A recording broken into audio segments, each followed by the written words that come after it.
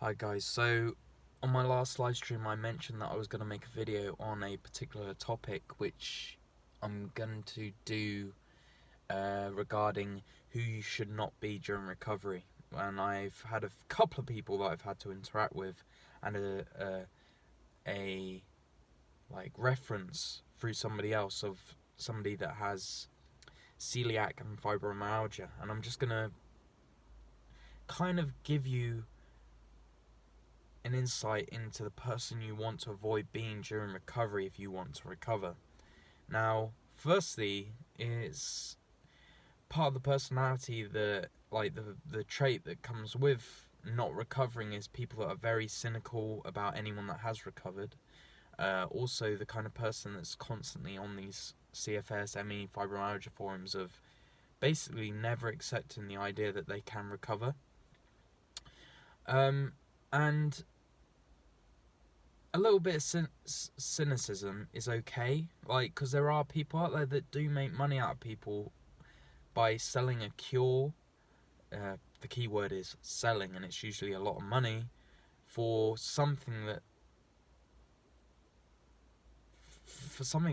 when you stand back and look at it, you go, how can that cure all your problems? So let's say a psychological method. I always say to people that I believe that it is a key aspect of recovery, looking at the psychology aspect of things. I never tell anyone, oh, it's just a load of nonsense, because it really isn't. But the idea that you can get 100% recovery from that is to sell that to people with that intention, I think is very not genuine. So this person is somebody that's not changing their diet. They're just going with what the doctor says.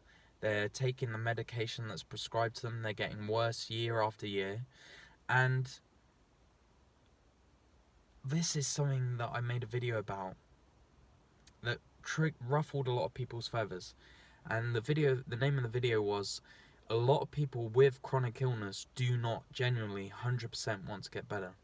Now, what I mean by this is that, from my own experience, I always got held back by the belief that if I was going to recover, I'm going to have to make a lot of lifestyle choices, like a lifestyle decisions. I'm going to have to decide a job. I'm going to have to actively find a job. I'm going to have to go out in the world, and it terrified me after being so many years isolated that it kind of, in the back of my head, was stopping me making strides forward because I was scared of that ultimate ending.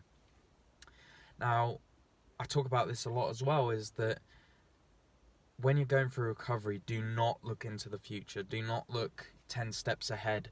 Focus on the now. Focus on getting yourself better. Don't listen to any, outside sources that are going to be negative, give you a negative, mindset, and just focus on one step at a time. Anyway, this person is on the sickness benefit. Now, of course, this person cannot work. Anyone with fibromyalgia and everything knows how debilitating these illnesses could be. Sorry, my nose is just all bunged up. Anyway, and when this person was making strides towards changing their lifestyle habits, the fear hits them that, what if they get in an in-between stage where they're no longer allowed sickness benefits, but they don't feel they're capable of going to work? Or they feel like they've been on sickness benefits for such a long time that it goes out of their comfort zone to stop that income coming in. And it makes them just get scared of ever wanting to recover because it puts them in an uncomfortable position. Sorry. So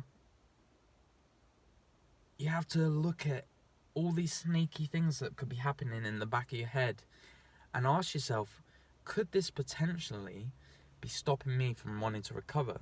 Things that you think, you subconsciously even think about in the future of something that might terrify you. I will say that those decisions become less terrifying once you've recovered anyway, but still focus on the now, focus on being in the moment and doing everything you can towards recovery, because that is ideally what you want. No one wants to be in a sick body year after year. It's just not a life worth living at all. So this person is scared of recovering because of the possible consequences of recovery, and it's hindering their decisions in the moment, and they're suffering in the moment, and it's just a vicious cycle that they have in their head, and they're not breaking out of it. And it's very important that if you're in one of these vicious cycles, that you really need to identify it and kind of logically break it down, you know? So, yeah, that's just something I wanted to talk about, because I know that some people could have these vicious cycles going on in the back of their mind and they're not fully aware of it. Once you identify it, it can make things a lot easier to handle. So I when I identified it, it was like, whoa, so that's why I get anxious, like incredibly anxious sometimes during recovery. You know, so of course the thing is that this person is suffering day in, day out, and complaining about their suffering, but then going against their steps that could be reducing that suffering because they are scared about something that could happen in the future. It can get very complicated trying to break down your own mind. A book I recommended on the stream was Neurosis and Human Growth by Karen Horney, and that's something I really recommend you read, even if you're not ill. It can really help you identify patterns you get into that you're not even consciously aware of, that could be hindering you towards your goals or your recovery or anything. But yeah, I just thought I'd make a video. I probably missed something out. My nose was just, being a pain. But yeah, I'll see you next video, guys.